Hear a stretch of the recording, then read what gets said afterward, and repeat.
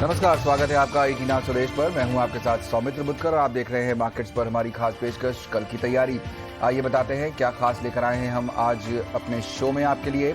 आज जो शानदार तेजी हमने बाजार में देखी उसे क्या समझा जाए, ये नया निवेश है या शॉर्ट कवरिंग, इस समय बाजार पर क्या स्ट्रैटेजी होनी चाहिए, शो में करेंगे चर्चा हम आगे।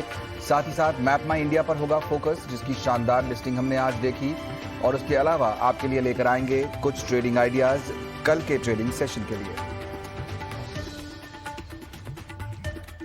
2 दिनों की भारी बिकवाली के बाद आज बाजार में अच्छी तेजी देखने को मिली। निफ्टी 156 अंकों की मजबूती के साथ 16,770 के ऊपर बंद हुआ। वहीं सेंसेक्स में करीब 500 अंकों का उछाल देखने को मिला।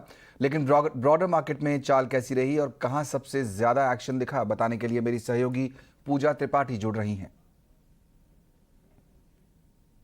2 दिनों की भारी बिकवाली के बाद आज बाजार में रिकवरी देखी गई है। निफ्टी ने 6,900 के लेवल को भी क्रॉस किया था। सेंसेक्स में 1000 अंकों से ज्यादा की मजबूती देखने को मिली और बैंक निफ्टी में भी आज 500 अंकों से ज्यादा की तेजी थी।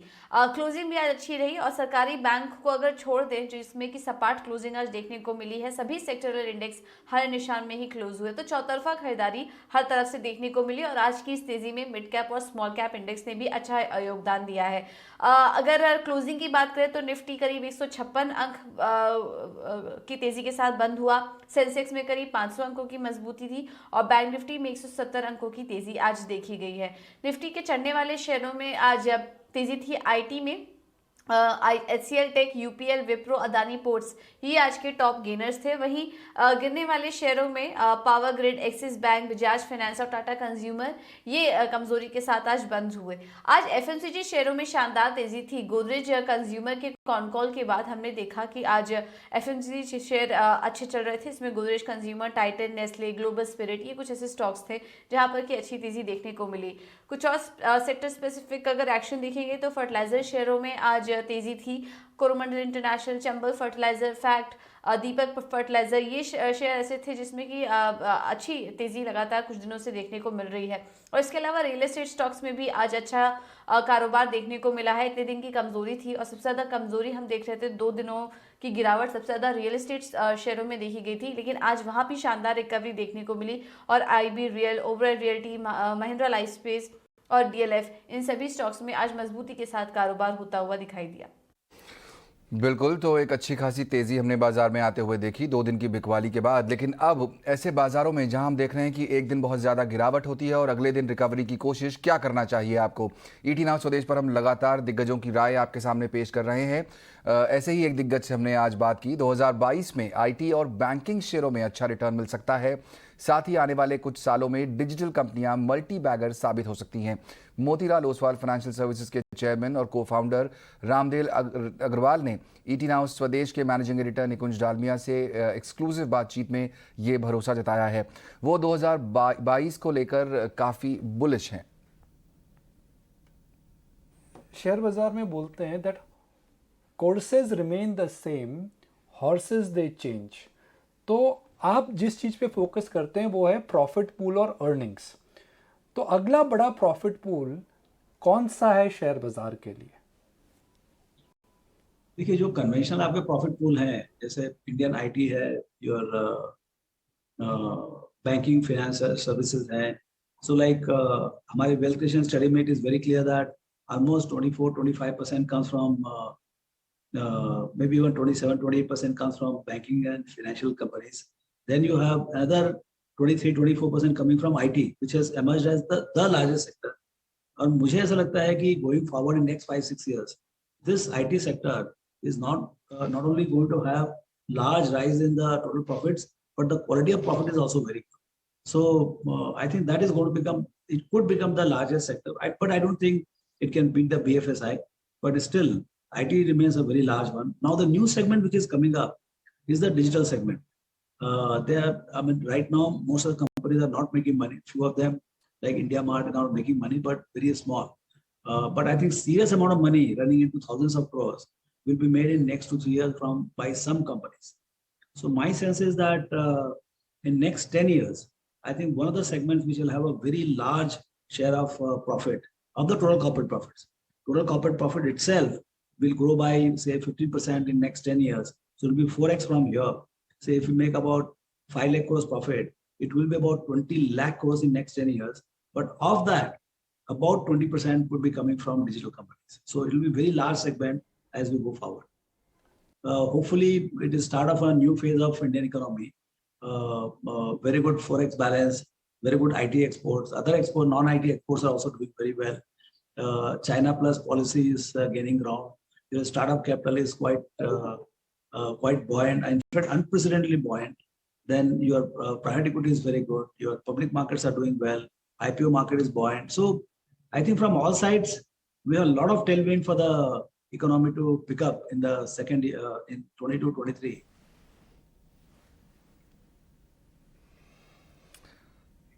तो डिजिटल कंपनियों पर फोकस रामदेव अग्रवाल साहब का है। पूरा इंटरव्यू आप देख सकते हैं आज रात 9 बजे। हमारे दोनों ही मेहमान हमारे साथ जुड़ गए हैं, आशीष महेश्वरी और ब्रजेश सिंह। आप दोनों का बहुत बहुत स्वागत।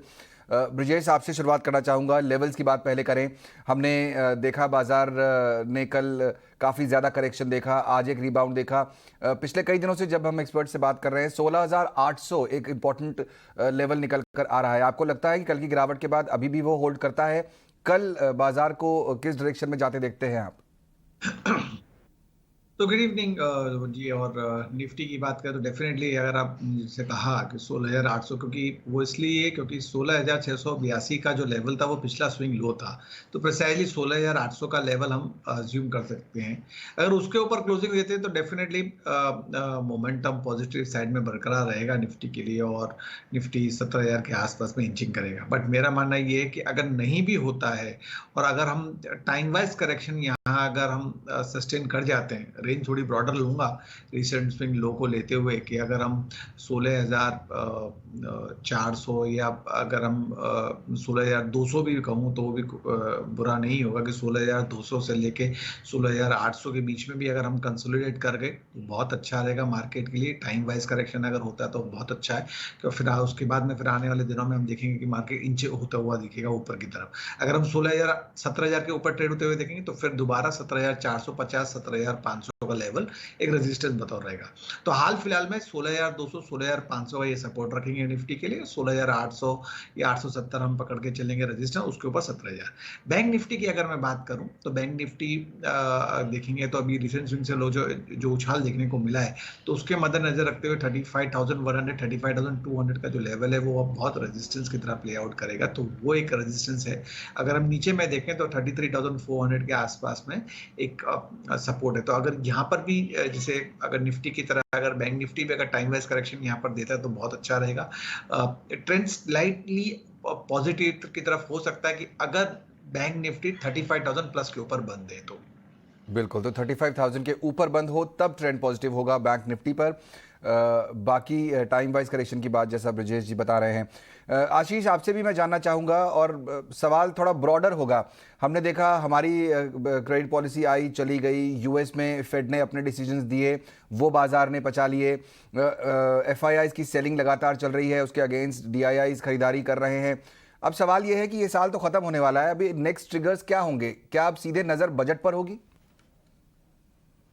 बिल्कुल, जितने डोमेस्टिक ट्रिगर थे तो मेरा मानना है कि अब वो बजट और इस क्वार्टर के जो नतीजे आएंगे वहां पर अब नजर जाने वाली है, क्योंकि अब ये इस साल के समाप्ति में सिर्फ अभी 5-6 ट्रेडिंग सेशन और बाकी है। तो मेरा मानना है कि अभी जो मुनाफा वसूली चल रही है फॉरेन इंस्टीट्यूशन इन्वेस्टर्स के द्वारा वो अभी भी जारी रहेगी। मुझे नहीं लगता कि उनके तरफ से सेलिंग कुछ कम होने वाली है, क्योंकि ईयर एंड है, उन्हें भी अपने बोनसेस और स्कीम के परफॉर्मेंस दिखाने रहते हैं। तो अभी इमर्जिंग मार्केट्स में से और पर्टिकुलरली इंडियन इक्विटीज में जहाँ पे उन्हें रिटर्न बहुत अच्छा मिला है तो वो बिल्कुल प्रॉफिट अपना टेबल से उठाएंगे। तो मुझे लगता है कि अब जनवरी फर्स्ट वीक से मार्केट इस क्वार्टर के नतीजे और बजट ये दोनों जो फैक्टर्स हैं ये मार्केट को आगे ड्राइव करेंगे और दोबारा से तेजी देखने को मिलेगी, ऐसा मेरा मानना है। ओके, तो एक नई तेज़ी की शुरुआत हो सकती है जनवरी के महीने से, जब क्वार्टरली अर्निंग्स भी सामने आएंगी और फिर फरवरी में हम बजट भी देखेंगे, तो वहाँ से ट्रिगर्स मिल सकते हैं बाजार को। ये ब्रॉडर बाजार पर नज़रिया इस समय हमारे दोनों मेहमानों का। लेकिन एक खबर पर फोकस करते हैं। येस बैंक के बोर्ड ने जो है वो 10,000 करोड़ रुपए जुटाने की मंजूरी दी है। आपको बता दें कि ईटी नाउ स्वदेश ने 17 दिसंबर को ही ये खबर आपको दी थी कि येस बैंक पूंजी जुटाने पर विचार कर रहा है। अंकुर ने ये खबर हमको दी थी और हमारे साथ अब जुड़ रहे हैं अंकुर खुद। अंकुर, बताइए क्या डिटेल्स हैं आपके पास इस खबर को लेकर? जी हाँ, यस बैंक के बोर्ड ने 10,000 करोड़ रुपए तक जुटाने की मंजूरी दी है। ये बिल्कुल इन लाइन है जो हमने ईटी नाउ स्वदेश पर रिपोर्ट किया था कि यस बैंक का बोर्ड 21 दिसंबर यानी मंगलवार के दिन मिलने वाला है और 10,000 करोड़ से 15,000 करोड़ तक की फंड रेजिंग पर मुहर लग सकती है और वैसा ही हुआ। बोर्ड ने अलग अलग रास्तों से 10,000 करोड़ रुपए तक जुटाने की मंजूरी दे दी है। हमें जो सूत्रों से पता चला है कि ये जो फंड रेजिंग होगी वो एक गो में यानी एक बार में नहीं होगी, अलग अलग ट्रांचेस में, ये इक्विटी में और डेट में मिलाकर over the period of next financial year, मतलब सिर्फ फाइनेंशियल ईयर 2022 में नहीं, फाइनेंशियल ईयर 2023 में इस फंड रेजिंग को किया जाएगा। और ये एक इनेबलिंग प्रोविजन जैसा है, मतलब बोर्ड से मंजूरी ले ली है, अब जरूरत के हिसाब से जब भी पूंजी जुटानी होगी तो यस बैंक बाजार में जाएगा और पूंजी जुटाएगा। पिछले कुछ दिनों में क्रेडिट रेटिंग में भी रेटिंग एजेंसियों द्वारा सुधार हुआ है, तो यस बैंक है उस पर राइट करके अब फंड रेजिंग का रास्ता अपनाना चाहता है और आप देखेंगे कि अगले कुछ क्वार्टर्स में वो फंड रेजिंग शुरू कर सकता है। शुक्रिया अंकुर वो एक्सक्लूसिव खबर देने के लिए। आशीष, कैसे देखते हैं इस खबर को आप? 10,000 करोड़ रुपए जुटाने के लिए मंजूरी मिल गई है और अलग अलग रास्ते हैं, डेट है, किस तरह का इफेक्ट आपको दिखता है कि कंपनी पर पड़ेगा इससे? जी बिल्कुल, मेरा मानना है कि इससे बैंक की जो स्ट्रेंथ है वो और बढ़ेगी। और यदि इक्विटी वाइज भी देखा जाए तो अभी से 32,000 करोड़ का मार्केट कैप है और 10,000 करोड़ का उनका जो 10 से 15,000 करोड़ का इनेबलिंग रेजोल्यूशन किया है, ये पॉजिटिव रहेगा। इसके अलावा हमने देखा है कि डोमेस्टिक मार्केट्स में भी यस बैंक ने काफी अग्रेसिवली लैंडिंग स्टार्ट किया है। रिटेल में उनका जो एक्सेस है उसको बढ़ाया है और लास्ट 2 क्वार्टर के नतीजों में कंसिस्टेंट उन्होंने मुनाफा भी दिखाया है। तो जो लास्ट ईयर में उन्होंने लॉस रिपोर्ट किया था बड़ा, तो मेरा मानना है कि बिल्कुल फंड रेजिंग की राह पे जो उन्होंने चलना शुरू किया है तो बिल्कुल पैसा रेज कर पाएंगे और स्टॉक को अपनी वॉच लिस्ट में बिल्कुल रखा जा सकता है। ब्रिजेश, आप कैसे देखते हैं? आपको लगता है चार्ट्स के हिसाब से क्या यस बैंक इस समय लिस्ट में होना चाहिए पोर्टफोलियो में, या फिर आप किसी और बैंकिंग स्टॉक के साथ जाना चाहेंगे? देखिए, प्रैक्टिकली अगर मैं टेक्निकल पॉइंट ऑफ व्यू से बोलूं तो अवॉइड करने की ही सलाह रहेगी। नो डाउट कि न्यूज़ पॉजिटिव हो सकती है, लेकिन इसको 15 रुपये के ऊपर क्लोजिंग चाहिए अगर ये न्यूज़ को रियल में इसको इम्पैक्ट करना है। तो 15 रुपये के अगर ऊपर ये चला तो आप देख सकते हैं कि स्टॉक में पोटेंशियल है और फिर वहाँ से वो 22 रुपये का जंप ले सकता है। अदरवाइज 15 रुपये नीचे ऊपर में आप रेजिस्टेंस मान के चलिए हाल फिलहाल में शॉर्ट टर्म के लिहाज से, और नीचे में लगभग 12 रुपये के आसपास का सपोर्ट है, आप उसको लेके चलिए। बट रही बात बैंकिंग की, तो प्राइवेट सेक्टर बैंक में मैं यही कहूँगा कि आप फेडरल बैंक में आप दाव लगा सकते हैं। 80 रुपये के आसपास में ये ट्रेड होता हुआ दिख रहा है, तो 75 से 78 के बीच में अगर ये मिलता है तो आप बाई कीजिए। 65 का 6 स्टॉप लॉस लेके चलिए, और अगर किसी का भी 6 मंथ प्लस का है तो आप 95 से 98 के टारगेट अज्यूम कर सकते हैं। और PSU बैंक्स में definitely I would be going with SBI, still better in this rate. 446 के आसपास में ट्रेड होता हुआ दिख रहा है, तो 440 के नीचे अगर ये ट्रेड होता है तो आप बाई कीजिए। मीडियम टर्म के लिहाज से 410 का आप स्टॉप लॉस लेके चलिए, और ऊपर में टारगेट लगभग 485 से 500 के आप अज्यूम कर सकते हैं आने वाले दिनों में। ओके, तो अगर आपको बैंकिंग स्पेस पे ही बेट करना है तो सबसे बड़े प्लेयर के साथ जाइए, वही बेहतर सलाह रहेगी।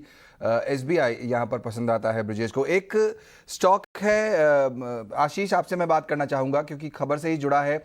जी एंटरटेनमेंट, जो खबर आ रही है वो ये कि आज आखिरी दिन है मर्जर को लेकर, जो प्रोसेस उनका चलना था, कल कुछ ऐलान निकल के आ सकता है। सोनी के साथ जो मर्जर चल रहा है, आपने वो पूरी डील स्टडी की होगी। मैं जानना चाहता हूं कि जब अगर कल कंफर्मेशन आ जाती है, पूरी तरह से ये प्रोसेस थ्रू हो जाता है, तो फिर इसके बाद आपको लगता है कि जी का जो स्टॉक है वो रीरेट होगा यहाँ से?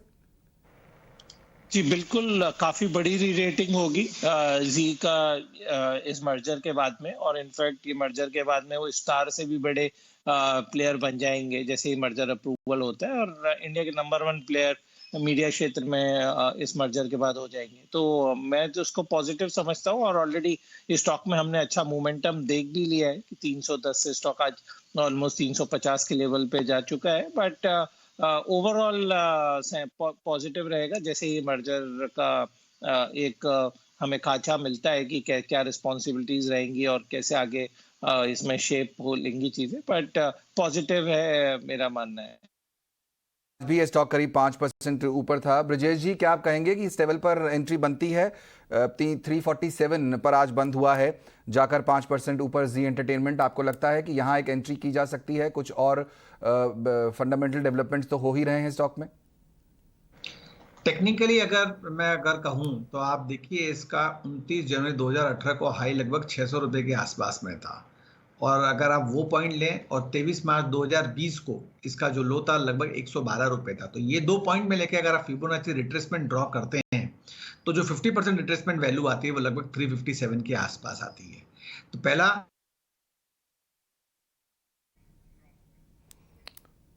चलिए, हम ब्रजेश जी से फिर से कनेक्ट करने की कोशिश करेंगे। कुछ तकनीकी दिक्कत की वजह से फिलहाल उनसे बात नहीं हो पा रही है। इस बीच हम एक और कंपनी पे फोकस करते हैं, वो है गोदरेज कंज्यूमर, जिसकी कॉन कॉल से कुछ बड़ी बातें निकलकर सामने आई और कंपनी पर ब्रोकरेज हाउसेस की रिपोर्ट भी सामने आई हैं। हमारे साथ सब डिटेल्स लेकर विनी जुड़ गई हैं। विनी, बताइए। तो सुधीर सीतापति ने अपने पहले कॉन्फ्रेंस कॉल जो जीसीपीएल का था उसमें काफ़ी अच्छे हाइलाइट्स दिए हुए। की हाइलाइट्स जो आ रहा है वो उन्होंने कहा कि पेनिट्रेशन जो है की प्रोडक्ट्स में वो काफ़ी लो है उनकी पेनिट्रेशन, तो वो फोकस करेंगे ये की प्रोडक्ट्स में पेनिट्रेशन इंक्रीज करने की। तो वो प्रोडक्ट्स है हाउस होल्ड इंसेक्टिसाइड्स है, colour products as well as air care products है, उसमें वो पेनिट्रेशन इंप्रूव करने की बात कर रहे हैं through development, creating more awareness, higher media investment करेंगे ये सब प्रोडक्ट्स में और पेनिट्रेशन इंप्रूव करेंगे। एज ऑफ नाउ उनके जो 4 प्रोडक्ट्स है वो कंट्रीब्यूट करते हैं अराउंड 40% ऑफ रेवेन्यू, तो उनका पेनिट्रेशन सिर्फ 20% है। तो अगर वो पेनिट्रेशन इंक्रीज होगा तो उनके रेवेन्यूज भी काफ़ी इंप्रूव होंगे, क्योंकि सिर्फ 20% पेनिट्रेशन है अभी कंपनी का इन सब प्रोडक्ट्स में। तो वो काफ़ी सिंप्लीफाई करेंगे बिजनेस को उनके की ज्योग्राफी एरियाज में भी, और फोकस करेंगे कि कैसे इंप्रूव करें ये पेनिट्रेशन को। उसके अलावा जो की हाईलाइट्स आ रही है कि जीसीपीएल ने एक्चुअली कहा कि वो एम कर रहे हैं कि अचीव करे double digit volume growth, mainly penetration improve करने से। जो 50% ऑफ द प्रोडक्ट पोर्टफोलियो है उसका, तो वहाँ पे वो पेनिट्रेशन इंप्रूव करने की बात कर रहे हैं, और उसके जो कंट्रीब्यूशन जो है रेवेन्यू का होगा वो 15% रेवेन्यू का कंट्रीब्यूशन होगा और लीड करेगा मार्केट शेयर ग्रोथ को भी। और कंपनी की जो मार्जिन एक्सपेंशन है वो एक्सपेक्ट करें कि नेक्स्ट 3 to 5 ईयर्स में मार्जिन एक्सपेंशन होगी अराउंड 150 to 200 बेसिस पॉइंट। तो काफ़ी अच्छे मार्जिन एक्सपेंशन की कमेंट्री भी आ रही है। जो बात करें तो H2 22 में, तो वो एक्सपेक्ट करें कि मॉडरेट ही रहेगा वॉल्यूम ग्रोथ, क्योंकि इन्फ्लेशन काफ़ी है और प्राइस ग्रोथ भी काफ़ी है। प्राइस ग्रोथ भी एक्सपेक्टेड है जो अहेड रहेगा वॉल्यूम ग्रोथ से। सो एक्सपेंशन थोड़ा मॉडरेट वॉल्यूम ग्रोथ रहेगा। FY23 में भी रिकवरी तो अच्छी होगी, वॉल्यूम ग्रोथ की रिकवरी देखेंगे ग्रॉस मार्जिन एक्सपेंशन में भी, पर थोड़ी कम रहेगी, पर रिकवरी स्टार्ट हो जाएगी। तो ये है कमेंट्रीज जो मेन आ रही है जीसीपीएल के कॉन्फ्रेंस कॉल से। बिल्कुल आशीष, काफ़ी बुलिश कमेंट्री दिखाई दे रही है मैनेजमेंट की तरफ से यहाँ पर। गोदरेज कंज्यूमर प्रोडक्ट्स पर आपका क्या व्यू बनता है फिलहाल?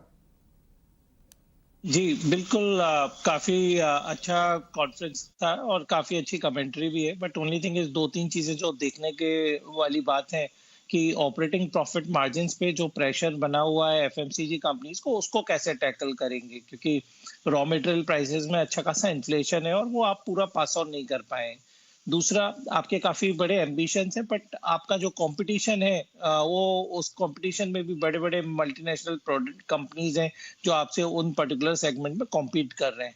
बट डबल डिजिट ग्रोथ का जो टारगेट है मुझे लगता है थोड़ा एम्बिशियस है, बट आई थिंक एक लंबी अवधि के निवेशकों के लिए बिल्कुल स्टॉक में मेरिट नजर आती है। शॉर्ट टर्म में मुझे लगता है कि जो अपसाइड है वो ऑलरेडी कैप्चर्ड है और लिमिटेड है। लॉन्ग टर्म व्यू है तब फोकस कीजिए गोदरेज कंज्यूमर पर। ब्रजेश जी, आपसे मैं जानना चाहूँगा हिंदुस्तान यूनिलीवर के बारे में। हमने खबरें यहाँ पर सुनी थी कि कंपनी ने अपने प्रोडक्ट्स के दाम बढ़ाए हैं और एफएमसीजी का बड़ा प्लेयर यहाँ पर आज भी थोड़ा सा टेपिड यहाँ पर क्लोजिंग हुई है। लेकिन हिंदुस्तान यूनिलीवर, आपको लगता है कि अगर एफएमसीजी प्ले में जाना है तो बड़े प्लेयर के साथ ही रहना चाहिए, जैसा आपने बैंक में भी सजेस्ट किया था? देखिए, हिंदुस्तान लीवर के बारे में यही कहूँगा कि अगर शॉर्ट टर्म का नजरिया आपका, अगर आप, मैं ये कहूँ कि 1 हफ्ते या 2 हफ्ते का नजरिया, तो आप इस लेवल पे आप बाइंग कर सकते हैं। क्योंकि अगर कैंडलस्टिक्स पैटर्न फॉर्मेशन को देखूं तो एक मॉर्निंग स्टार कैंडलस्टिक फॉर्मेशन हुआ है जो कि बुलिश इंडिकेशन करता है। तो 2200 रुपए का हम स्टॉप लॉस लगा के रखेंगे, लेकिन ये रेट पे नहीं लेंगे। 2272 पे जो बंद हुआ है उस रेट पे ना लेके 2250 के आसपास मिलता है तो वहां पर आप बाइंग कीजिए। 2200 रुपए का आप स्टॉप लॉस लेके चलिए, और ऊपर में 2340 2340 से लेकर 2350 के आपको टारगेट अज्यूम हो सकते हैं अगर आपका 1 हफ्ते से 2 हफ्ते का नजरिया है। तो कोई भी गिरावट आती है तो आप बाइंग कर रहे हैं हिंदुस्तान लीवर चार्ट पैटर्न के अनुसार। मीडियम टर्म अवॉइड करूंगा, लेकिन purely for pull back, for short term definitely buy है। शॉर्ट टर्म के लिए डेफिनेटली बाय है। 2200 का एक स्टॉप लॉस, थोड़ा गिरावट आने दीजिए जैसा कि ब्रिजेश जी बता रहे हैं, वहां से एंट्री कीजिए, फिर आप 2300 2350 तक के टारगेट लेके चल सकते हैं। चलिए प्राइमरी मार्केट की भी आपको अपडेट दे देते हैं। डिजिटल मैप मेकर मैप माई इंडिया की शेयर बाजार में आज मजबूत एंट्री हुई है। मैप माई इंडिया का शेयर बीएसई पर 1581 रुपये के भाव पर लिस्ट हुआ, जबकि इसका इशू प्राइस 1033 रुपये था। इस लिहाज से इन्होंने आईपीओ में पैसे लगाए। लिस्टिंग के दिन उन्हें करीब 53% का या फिर करीब 550 रुपये का फायदा हुआ है। इसके अलावा दुनिया की सबसे बड़ी एटीएम सर्विसेज और cash management service provider company में से एक सीएमएस इन्फोसिस्टम्स का आईपीओ आज खुल गया है। कंपनी के आईपीओ के लिए 23 दिसंबर तक सब्सक्रिप्शन लिया जा सकता है। कंपनी ने इश्यू प्राइस 2005 से 2016 रुपये तक किया है। कंपनी के आईपीओ के जरिए 1100 करोड़ रुपए जुटाने की योजना है और आज पहले दिन हमने देखा कि ये आधे से कुछ कम भरा है। चलिए, शो में वक्त हो गया ये जानने का कि हमारे जो दोनों मेहमान हैं वो कौन से आइडियाज़ आपके लिए लेकर आए हैं आज शो में। वक्त है वीआईपी शेयर्स का।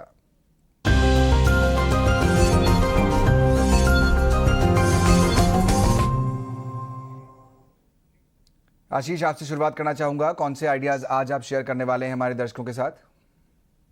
जी, मैं 2 आइडिया शेयर करना चाहता हूँ, एक लार्ज कैप और एक स्मॉल कैप। और कोइंसिडेंटली दोनों शेयर्स का जो प्राइस है वो एक ही है, 98। ओके। सो मेरा पहला पिक रहेगा नाल्को, नेशनल एल्यूमिनियम। मेरा मानना है कि जो एल्यूमिनियम के प्राइसेस हैं वो आउट परफॉर्म करते रहेंगे स्टील के प्राइसेस को। इसके अलावा जो कंपनी का जो मुनाफा था, जो लास्ट ईयर में उन्होंने अर्जित किया था, उतना मुनाफा उनका लास्ट 6 महीनों में आ गया है। तो मेरा मानना है कि जो प्रॉफिटेबिलिटी ग्रोथ है वो काफी अच्छी है नेशनल एल्यूमिनियम में। और आप देखेंगे दूसरे जो पीयर सेट मेटल है उसके कंपैरिजन में नेल्को का परफॉर्मेंस काफी बेहतर रहा है। तो 3 महीने मेरा मानना है इस स्टॉक को होल्ड करना चाहिए और अगले क्वार्टर के नंबर्स के बाद में इसमें एक अच्छा ट्रैक्शन डेवलप हो सकता है और 120-125 के टारगेट हम दोबारा देख पाएंगे। ओके। दूसरा स्टॉक है एक glass manufacturing company, Saint Gobain Sekurit India. ये एक एमएनसी कंपनी है जिसमें एक फॉरेन कंपनी की ये सब्सिडरी है और 2 व्हीलर 3 व्हीलर और कॉमर्शियल व्हीकल्स के लिए ग्लास बनाती है। इसमें ट्रिगर ये है कि अभी लास्ट क्वार्टर में उन्होंने अपना एक जो रियल एस्टेट है उसको ट्रांसफर किया है, जिसके कारण से उन्हें 28 करोड़ रुपए का वन टाइम गेन आया है और ऑलरेडी डेट फ्री कंपनी है। तो एक अच्छा आपको डिविडेंड का प्रोविजन आगे जाके आपको देखने को यहाँ मिल सकता है। इसके अलावा मार्केट कैप वाइज भी देखा जाए तो 900 करोड़ का मार्केट कैप है और जो ट्रैक्शन देखने को मिल रहा है 3 व्हीलर में और कॉमर्शियल व्हीकल में, तो मेरा मानना है कि यहाँ पर अभी भी इसको वैल्यूएशन पूरा मिला नहीं है। इसको भी बिल्कुल अगले 3 महीने के पर्सपेक्टिव से बाय कर सकते हैं। बिल्कुल। तो सेंट गोबेन यहाँ पर ये भी 98 के भाव पर है, यहाँ पर टारगेट है 150 का, और नाल्को ये भी 98 के भाव पर है, जैसा आशीष बता रहे थे 120 यहाँ पर टारगेट ले सकते हैं। ब्रिजेश, क्विकली आपसे भी जानना चाहेंगे कौन से स्टॉक्स आप शेयर करना चाहते हैं आज?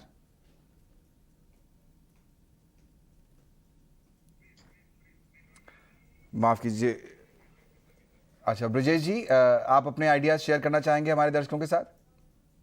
हाँ, 2 स्टॉक्स हैं, एक बाई साइड में एक सेल साइड में।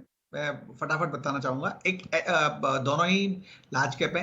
HCL टेक्नोलॉजी स्टॉक्स है, उसमें आप निवेश कर सकते हैं 1200 के आसपास में। अगर ये मिलता है तो बाई कीजिए। 1245 का टारगेट रहेगा, 1175 का हम स्टॉप लॉस लेके चलेंगे। ड्यूरेशन 2 से 3 दिन के लिहाज से आप ट्रेड कर सकते हैं। ह्यूज वॉल्यूम के संग में ब्रेकआउट देखने को मिला है। दूसरा जो स्टॉक्स है वो हीरो मोटर कॉर्प है। Lower tops lower bottom formation में ट्रेड हो रहा है तो नेगेटिव साइन है। तो 2350 पे बेचने की सलाह है। 2380 का आप स्टॉप लॉस लगा के चलिए। 2280 का टारगेट है, उससे नीचे भी ये ट्रेड होता हुआ हो सकता है कि आपको देखने को मिले 2 से 3 दिन के लिहाज से। तो दोनों ही ट्रेड 2 से 3 दिन के लिहाज से, एक बाई साइड में HCL टेक, सेल साइड में हीरो मोटर कॉर्प। बिल्कुल, तो 2 से 3 दिन के टारगेट्स हैं यहाँ पर। हीरो मोटो को सेल करके चलिए और HCL टेक को बाय करके चलिए। दोनों ही केसेस में स्टॉप लॉसेस पर ज़रूर ध्यान दीजिए। बहुत बहुत शुक्रिया आशीष और ब्रजेश, आज हमारे साथ जुड़कर शो में शामिल होकर अपने व्यूज़ देने के लिए और अपने स्टॉक आइडियाज़ भी बताने के लिए। चलिए, कल की तैयारी में मुझे भी दीजिए इजाज़त।